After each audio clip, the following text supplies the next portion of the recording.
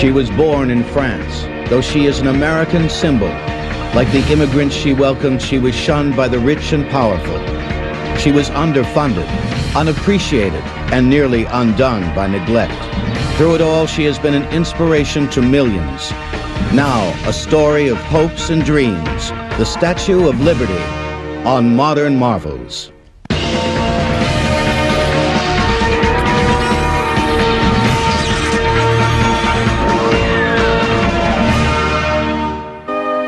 When the American colonies revolted in 1776, the world recognized the rising tide of freedom. Its intoxicating spirit traveled around the globe, inspiring similar revolutions, especially in France, where popular uprisings demanded the end of aristocratic rule.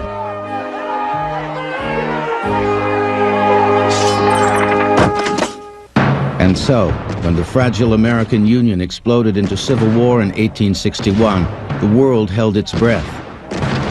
Over a 4-year period, the American landscape was bathed in blood, as over 500,000 men were slaughtered on the fields of battle. More than 4 times the U.S. casualties in the Vietnam and Korean Wars combined. Could a government of the people survive this brutal conflict, which included the murder of its most beloved leader? That America survived this historic crucible became an inspiration around the world, and was felt most keenly in France, where artists and intellectuals admired the American fortitude. It was during an 1865 dinner party in the Paris home of Professor Edouard de la Boulaye that the idea was first suggested. Create a monument to honor America on its 100th anniversary as the cradle of liberty. It would be designed by one of the dinner guests, Frédéric Auguste Bartholdi, to express the admiration of the French people. At the same time, it would serve as a public slap in the face to Napoleon III, the reigning French monarch who had no taste for the intellectual liberty of his own countrymen. Bartholdi was an old hand at creating such monuments. The arc of his career suggested that this female representation of liberty would be a triumphant crescendo. As an artist, he reflected the unique sensibilities of his age. The period in which she was created, and the second half of the last century, was an enormously gigantic period of bravado and symbolism in the architecture of cities, in literature, in art. It was a period of great bursting out.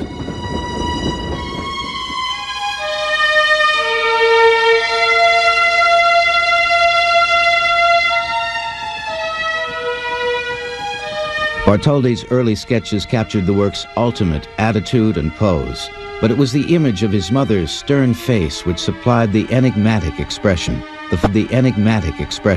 The final work would be called the Statue of Liberty, Enlightening the World, and its size would mirror the mammoth proportions of the New World itself. It would stretch over 305 feet high. The figure would be composed of 450,000 pounds of hammered copper plates, enough metal to press 30 million pennies. The nose would be 4.5 feet long, each eye 2.5 feet wide, the face more than 17 feet from chin to brow. Over 300 metal plates were needed to complete the figure, designed to interlock in an artistic technique called repoussé. Monsieur Serge Pascal is one of the few remaining artisans who still perform the technique. Le tailleur de pierre, lui, va travailler dans la masse. The sculptor is going to work with a mass. De sa masse, de son bloc. He's going to create his work from a block of stone. Whereas we give a flat sheet a definite shape that looks like something. It was his company that recently worked with American crews to restore the statue. It begins by using a plumb bob pointing system to form giant plaster replicas of the model design. Then a wooden frame, a negative form, is built around the plaster. Into this frame, the copper sheets are formed. In the repoussage technique, we start out with a flat sheet of metal. It has to be shaped. It has to be what we call round embossing. We had to introduce heat up to like 400 degrees Fahrenheit to be able to get the forms to bend properly.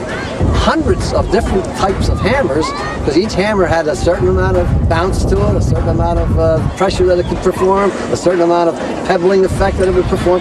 Nous sommes les héritiers, si vous voulez. We have inherited, if you will, this technique from our parents, who with others helped make the Statue of Liberty in France. Par exemple, en France. It's both a tradition in the family as well as in the trade. Because the final structure is hollow, keeping the statue's shell stable is an equally difficult engineering task.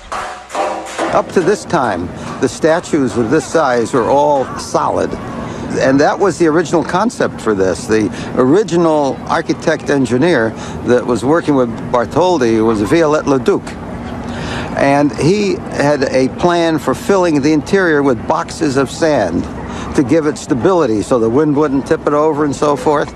In a divine act of providence, Leduc suddenly died, and so did the notion of stuffing the statue with sand. Instead, Gustave Eiffel, the engineering genius of the Eiffel Tower fame, proposed a radical new concept. His concept, which is entirely new, was to build a tower, an iron tower, and then frame out from it and support the copper statue, which was very much like a dressmaker's dummy. The result was a monument which inside and out captured the imagination. Its structural support was as radical as the new social structures defining the American ideal. Eiffel had mentioned that it was a magnificent space, a cathedral kind of space inside. Bartholdi himself chose the site for his statue in America, a small patch of land in New York Harbor called Bedloe Island. It was an overgrown oyster bed named after an early Dutch settler who purchased the property from the Mohican tribal nation. The United States had built a fort on the island in 1800, and it served as the site for a military hospital, communication center, and ammo dump during the Civil War. Bartholdi's vision to erect the statue here was a bold move and a logistical challenge which would demand substantial funding. So in 1874, he formed the Union Franco-American Committee to raise the funds through public lotteries. He had already decided to begin work on the copper repoussé before the money had actually been donated, hoping that there would be sufficient contributions to finish. Bartholdi's Paris workshop was big and loud and packed with an army of exacting artisans. Even ex-President Ulysses S. Grant dropped by to watch the progress. But the work was slow and underfunded. By 1876, the year the statue was to be completed, only the right arm and torch were in shape for a presentation. They were sent to Philadelphia as part of the American Centennial Exposition. The hope was to build interest and generate contributions towards the completion of the gift. By this time, Bartholdi had decided that France would supply the statue and America should construct the pedestal, even though the United States had yet to accept the colossal gift and Bartholdi hadn't acquired the rights to use Bedloe's Island. Bartholdi's fundraisers included lotteries, fancy dinners, and a lunch served to 20 reporters inside the statue's right leg. The Statue of Liberty will continue in a moment on Modern Marvels. We now return to the Statue of Liberty on Modern Marvels. What a weird idea to give a huge statue, and there was a lot of pulling and pushing, saying no, we don't want it, and finally the US ambassador had convinced the Congress to say no, you must take it because the French are going to be upset. Many people were suspicious of the French gift celebrating the American Revolution. Would the sculpture portray liberty as a bare-breasted revolutionary as rendered in European art? The New York Times suggested that the statue was a scam for Bartholdi to make a personal fortune. And American millionaires like J.P. Morgan and Cornelius Vanderbilt joined Grover Cleveland in declaring that the promotion of liberty would cause unrest among America's lower class, the working poor. But with the enthusiastic support of newspaper publisher Joseph Pulitzer, the American Committee was formed in 1877 to organize grassroots funding after the government, the wealthy, and their corporations turned their backs. Well, every trick was used 100 years ago to try to raise money, from selling toothpaste, which was the Statue of Liberty toothpaste, to selling small replica. Even before she was fully assembled, The Statue of Liberty became a celebrity spokesperson for all manner of products in order to raise construction funds. She has been an advertising icon ever since. The product endorsement feeding frenzy took the new art of hucksterism to dizzying heights, but it wasn't enough. Pulitzer realized that the project had to tap into America's soul, and he persuaded a young poetess, Emma Lazarus, to compose a stirring verse to capture the public's imagination. The poem was called The New Colossus. It was inspired by the tragic slaughter of Russian Jews during the pogroms of the era. Give me your tired, your poor, your huddled masses yearning to breathe free, she wrote. The wretched refuse of your teeming shore. Send these, the homeless, the tempest-tossed, to me. Meanwhile, Liberty was erected on the streets of Paris, an exile herself, waiting for the money and the permission to emigrate to the United States. Though many French citizens were determined that she not be given to a seemingly ungrateful America, the finished statue was presented to U.S. Ambassador Levi P. Morton on July 4, 1884. 1 month later in the United States, work began on construction of the statue's gigantic pedestal, a 154-foot-high behemoth, nearly as tall as the statue itself. The foundation would be recessed 53 feet into the earth to support the massive weight, and spread over more than 8,000 square feet at the base. It was the largest placement of concrete, mass concrete, that had been done up to that time. And it was still in a state of development. The cornerstone was a 6-ton slab of Connecticut granite set in place on a rainy afternoon ceremony on August 5, 1884. Yet the celebration was short-lived. Less than 3 weeks later, the project had exhausted its funds and work stopped. So the statue was accepted, was built and ready to be shipped, and there was still no pedestal because there was no money to really pay for this pedestal. Once again, Joseph Pulitzer attacked what he called the American disgrace by rallying the support of the American people, offering children, the poor, and the humble an opportunity to donate their pennies and nickels to the effort, and in exchange, see their names printed on the front page of his newspaper. The effort was a resounding success, raising $102,000 and helping the Liberty design become stylish and fashionable.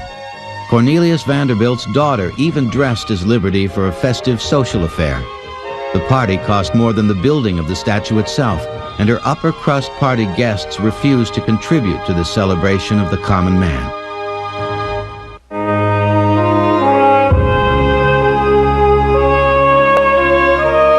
June 17, 1885, the Statue of Liberty arrived in New York Harbor. More than 300 pieces distributed in 214 numbered crates. It would take over 4 weeks before the crates were even unloaded. But there was no hurry. Construction of the pedestal had yet to be completed. For 10 months, Liberty's assorted body parts littered Bedloe's Island until the work of bonding the enormous copper plates to the iron armature could begin. A spiraling staircase was attached to the center structural beam, which allowed workmen access to the elevated points at which pieces would be secured to the frame. Though now closed, this same staircase was once used by visitors to climb to the top of the monument through the hollow cathedral of Liberty's form. The giant jigsaw puzzle didn't always fit as planned. Liberty's crowned 7 rays of light, representing the 7 continents, was positioned too close to her right arm, allowing a dagger-like ray of light to actually pierce her copper flesh. That was what we referred to as a birth defect. That occurred while it was being constructed. It was the artist himself who was responsible for the flaw back at the studio in Paris. Bartholdi, the sculptor, asked for a modification, which is, after all, the least that a sculptor doing a work of this size would be expected to ask. The modification was to raise Liberty's arm and torch a few degrees higher than the original design. But this change compromised the statue's structural strength. Because it was moved, it became much less stiff, much less strong, and took a lot of ingenuity to make it work. The defect, often blamed on the American workers who assembled the statue, remained uncorrected for the next 100 years.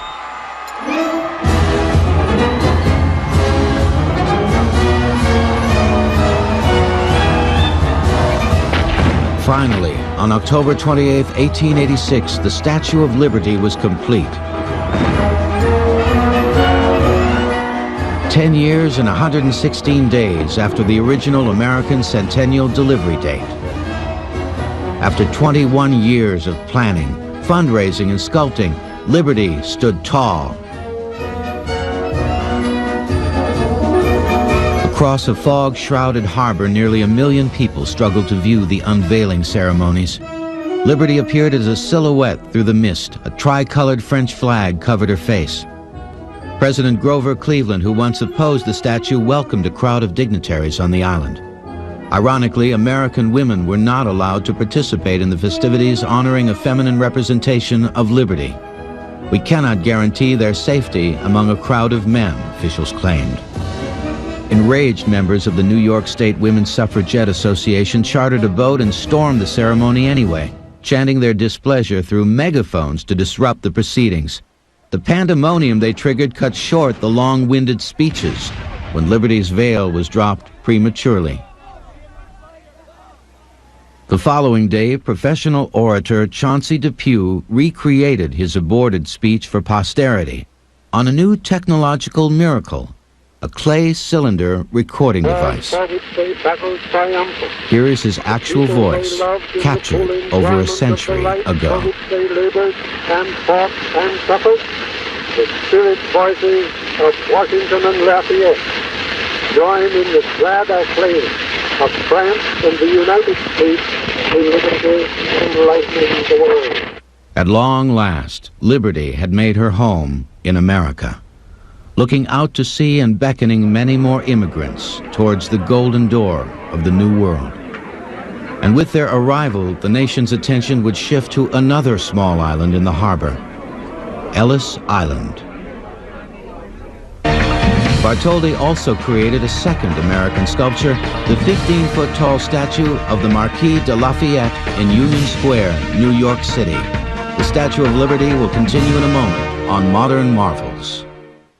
We now return to the Statue of Liberty on Modern Marvels. Cabrera, Behoud, Einstein, Garibaldi, McCormick, Nielsen. Form a single line. Mein Name ist Hermann Müller. Ich komme aus Hamburg in Deutschland. 40% of the American population can trace somebody back in his family through Ellis Island. And I really think that that's what America is all about. In 1890, New York City was digging the subway system. So they were able to take the landfill from the subways, bring it out to Ellis Island. So Ellis grew from 3.5 acres in size to 27.5 acres. Like Liberty Island, where the statue stands, Ellis Island was a forgotten patch of land. This mass immigration that was coming was very financially beneficial to the steamship companies. They would go over, say, to a small village in Italy and put up posters of a cornucopia, and the immigrants literally believed that there was gold everywhere. 1920, my father aged about 33 and my mother was about 30, and my sister, who was 5 months old, and myself embarked for America. The Golden Medina, the land where the streets were paved with gold. We sailed out of Genoa in the month of January 1920, and the ship was always stopping on the way to pick up coal, and it took us 30 days to get here. The ship was crowded. It wasn't clean. We were frightened. The smell of bodies all over the place. It was difficult living aboard. And we were hungry. We were so hungry that I remember vividly that my father and I went up to the first deck and found the garbage cans on that deck. And the garbage cans, we dug down and brought up food. And we brought it down for my mother, and my mother would never eat it. The steamships would pull into Manhattan, and two medical inspectors from Ellis Island would board the steamships and go to the cabin class people and the first class people and give them a very quick medical examination aboard the steamship. They felt that if these people could afford the $65 for an expensive ticket, they could obviously support themselves. The people that traveled to Ellis are those that traveled in steerage. While the rich were invited to walk right down the gangplank into Manhattan, the poor were not allowed off the boat. And traveling below deck in steerage, they never saw the Statue of Liberty welcoming them to America. Instead, they were herded onto crowded ferries and shipped to the imposing brick and tile processing center on Ellis Island, a collection of bureaucratic buildings where their American experience would begin. They would enter Ellis Island to the baggage room. They would have the opportunity to check their bags so they wouldn't have to carry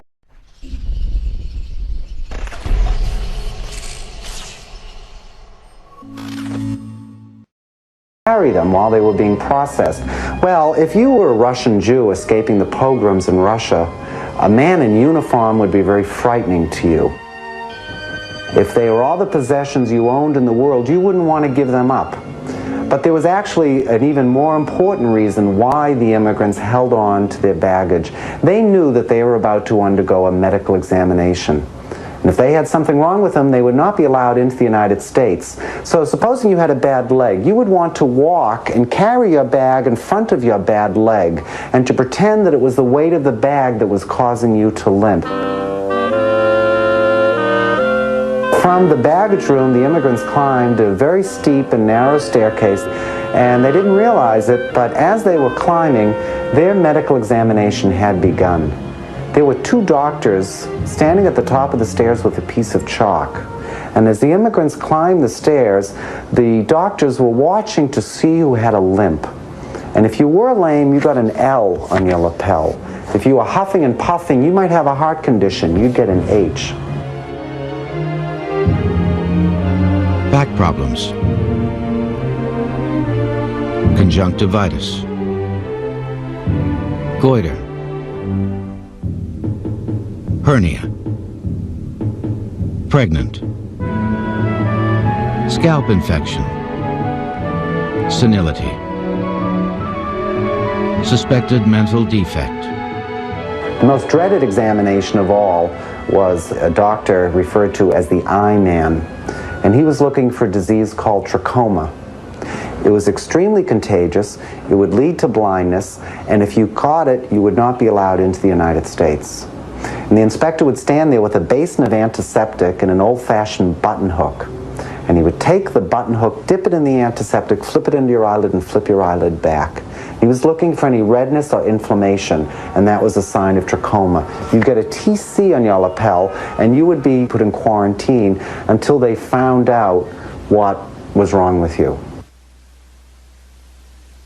My father received a chalk mark on his lapel, and not realizing what it meant, he didn't wipe it off like others did. It seems that while on ship, he shaved with a straight razor and cut his face and had a little scar. And so he was taken from the line for investigation. And my mother was frantic, begging and pleading, and even offered her marriage band they should let him stay in the line. But they took him out. The main hall was designed like cattle stockyards to maximize the movement of human cargo. He had 2 minutes to ask a series of 29 questions. What's your name? Where did you come from? Why did you come here? How much money do you have? Where did you get it? Let me see it. Who paid for your passage? Do you have any friends here? Any relatives? very often I think of the enormity of the decision by the authorities. Had they decided to send me back, I probably would have been a bar of soap. Many European Jews denied admission eventually wound up on death lists back home. Many rejected Asians were sent back to hardship and persecution. There were a group, an entire shipload of Italians coming through that did not have their papers. And their papers, their official papers, were ultimately initialed W period, O period, P period, without papers. So the workers at Ellis Island, just for shorthand, would say, oh, we have 3 wops here and there are 5 wops over there. If a person was a Christian, they would put a little crucifix on the top of the page, and if they were Jewish, they would put a circle. Well, the word for that is keikel. The New World was full of surprises. The first was food. The original food concessionaire stole most of the money he was given to feed the immigrants with, and he wound up serving them stewed prunes over dark bread twice a day. He was fired, and as time went on, with fewer immigrants coming, they were able to serve ethnic meals. They would have a German meal at 1 o'clock, an Italian meal at 2 o'clock, and so on. But that led to the problem of the Germans showing up at the Italian meal of spaghetti and tomato sauce, and a lot of them would refuse to eat it, saying it was just too frightening looking. We stayed for 10 days in the big hall. And there were double and triple bunk beds in there, very, very closed. And they were very, very crowded, and very, very smelly, and very, very noisy. It was constant turmoil. And each morning I would take the 2 mattresses to the heap, and each night I would bring them back to put on the bed. And I only learned recently that the purpose of the mattresses being taken away was to fumigate them. The massive steam pressure tanks used to delouse mattresses are still in storage at Ellis Island, grim artifacts of a time when immigrants were considered as so many diseased rodents, ready to invade polite American society. New immigrants often reminded established immigrants of a dismal past they longed to forget. These new arrivals were a threat to the status quo and an embarrassment to be hidden away in overcrowded ghettos. Here, people would accept any job at any pay to make their American dream come true. But as the nation grew, the Ellis Island immigrants assimilated into communities coast to coast. Their legacy is the solid infrastructure of the country upon which rests the 20th century. Today, Ellis Island still celebrates the contributions of those people whose American dream began there, with a museum and a program which keep their stories alive. It was quite a day. Here, immigrants return to record their memories, offering the future a unique look at the past. Feeling, and I choke up now as I remember it. As twin national monuments, the Statue of Liberty and Ellis Island represent 2 points on the path to the American dream. Where we've come from and where we're going to. And the real spirit of liberty lies in the delicate balance between these 2 glorious notions. Ellis Island was known as the Island of Tears because of the immigrants' fear of being denied entry. However, only about 2% were actually turned away. The Statue of Liberty will continue in a moment on Modern Marvels. We now return to the Statue of Liberty on Modern Marvels. By 1900, the sea, air, and elements had changed Liberty's complexion from bright copper orange to pale green. A fitting way to begin the 20th century, which was itself defined by change. The new century was a kaleidoscope of images and ideas, and in the chaotic American culture, the Statue of Liberty became a fashion favorite. Its image appeared on all manner of trinkets. Even today, early renderings are highly prized. It's very strange as I collect different statues and you see the faces and the different images and the quality. You wonder what the craftsman had in mind. One of my favorites of the collection is probably this one here. And this is, it's just so fun that they painted it all up. But inside, it said, made in occupied Japan. Perhaps we cherish liberty because we realize that she is vulnerable. As in 1916, when German saboteurs at the height of World War I managed to blow up a munitions storage facility in New Jersey. First reports claimed dozens of deaths. The impact was felt 90 miles away. Police were called to stop looting in the streets of New York, and the statue lost nearly 100 bolts in her right arm as a result of the blast. Still, her torch was held high, and when workmen surveyed the damage, they wondered if something more than copper and iron was keeping the statue standing tall and proud. It was the hope of those who gave us this statue and the hope of the American people in receiving it that the goddess of liberty and the goddess of peace were the same. During the Depression, Liberty carried a double load, holding both her torch and the nation's morale aloft. But a few short years later, her light would be dimmed by a Second World War. This one more bloody than the first, as madmen threatened the future of mankind and liberty held her breath. Like so many others, she did her part. Her image reminded the American people of what was at stake around the world. When victory was finally declared, she joined the exuberant celebrations as a guest of honor in New York's Times Square. Ironically, the buoyant spirit at the end of war disguised the fact that liberty as well as the statue were fragile. Freedom demands constant vigilance, and liberty denied is often the catalyst for social eruption. In the second half of the 20th century, many groups who felt alienated from America's mainstream commandeered the statue to make their desperate political statements. 1956, Hungarian patriots occupy the torch and display their flag of liberation. 1965, a black liberation organization is caught plotting to blow up the statue. 1980, two protesters demanding freedom for an imprisoned Black Panther leader damaged the statue as they climbed the Liberty's exterior plates. These events, plus the corroding influence of acid rain, took their toll on the statue, showing just how fragile she actually was.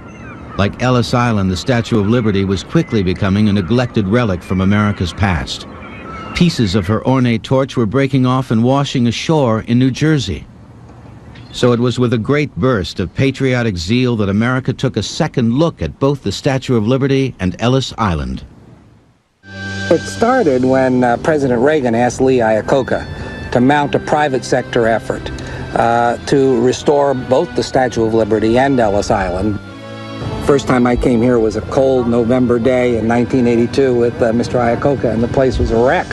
I wondered what we'd gotten ourselves into.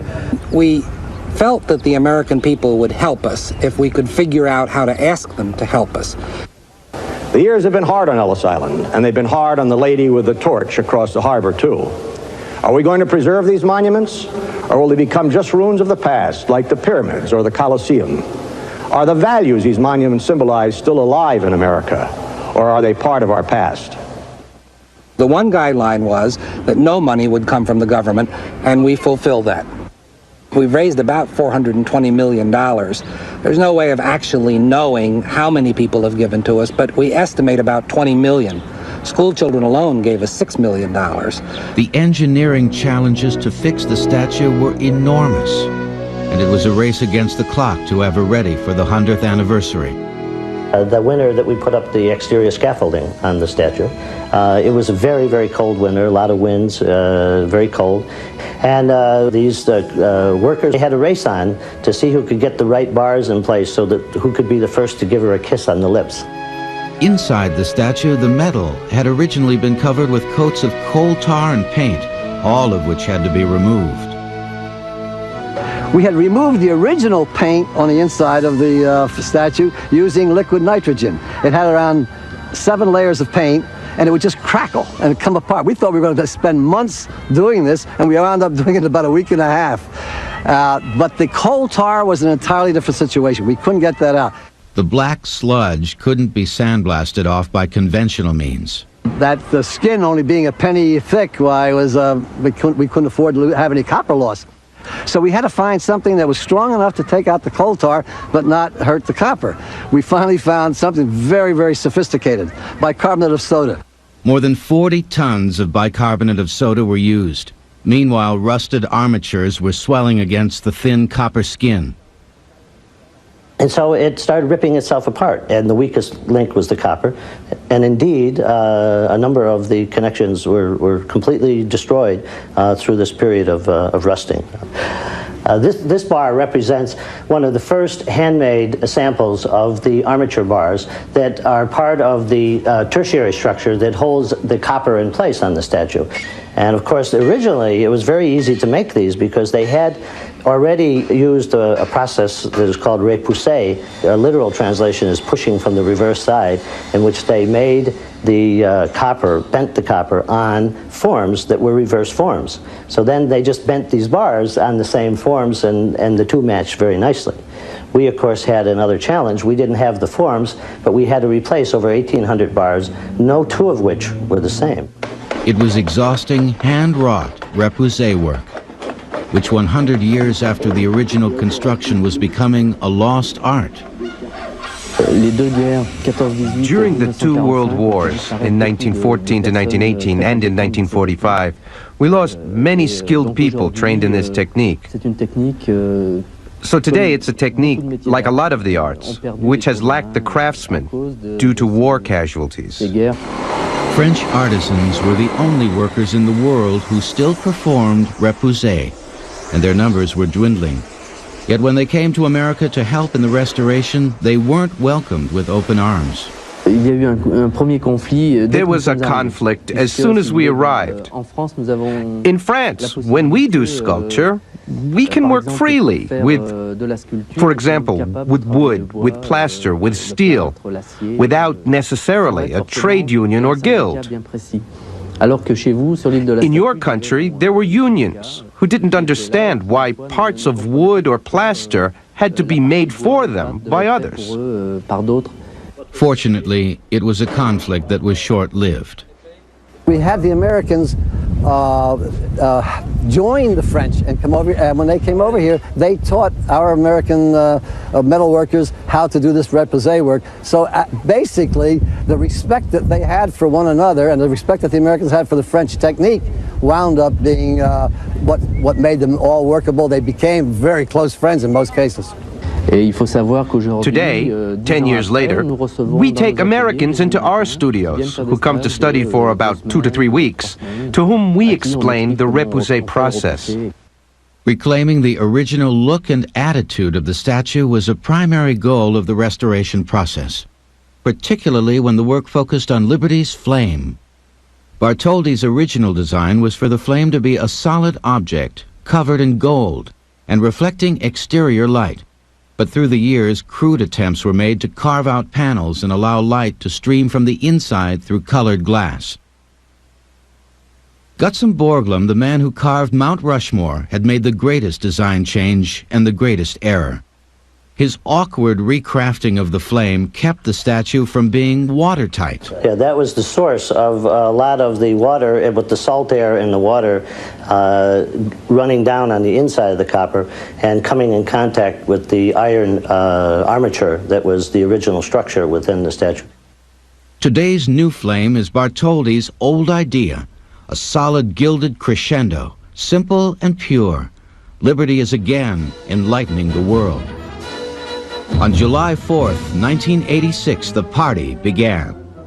It was called Liberty Weekend, and it was shared with 1.5 billion people around the world. We are the keepers of the flame of liberty. I ask that you all join me in this symbolic act of faith, this lighting of Miss Liberty's torch.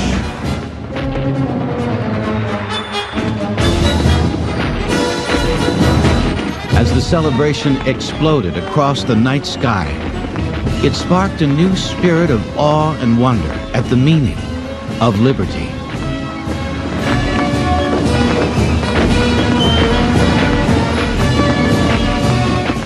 At 17 letters, this is the longest name on the American Immigrant Wall of Honor at Ellis Island. Modern marvels will return.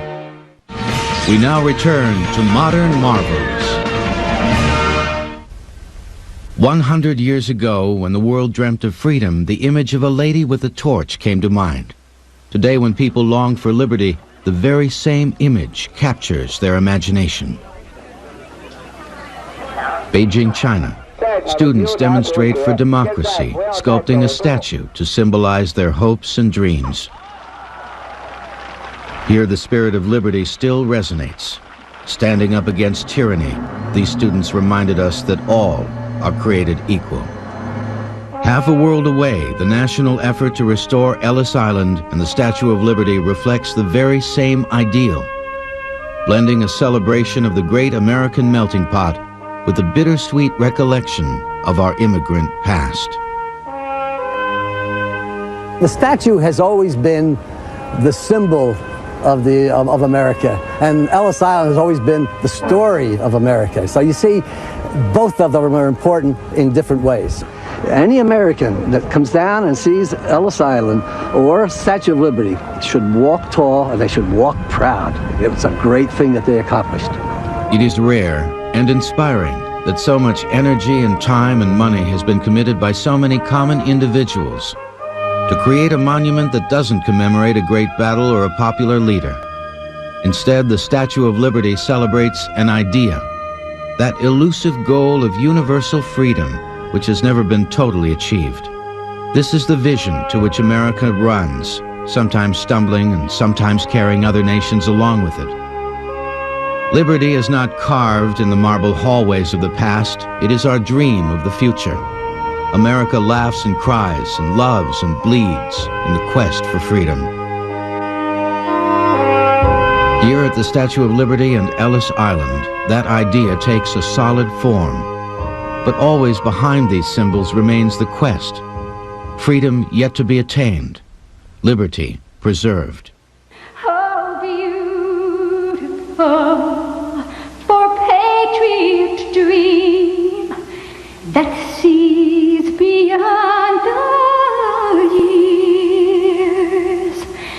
Thine alabaster cities gleam, undimmed by human tears. America, America, God shed His grace on thee, and crown that good with brotherhood, from sea to shining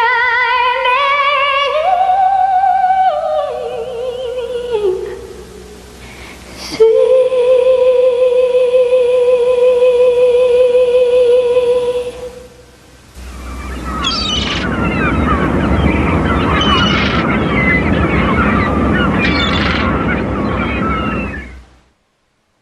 As fast as they can make them, we can eat them. Try 600 of them every second. They go by many names: Frankfurters, Franks, Red Hots, Dachshunds, Weenies. But it's still a bit of a mystery as to where we got the name hot dogs.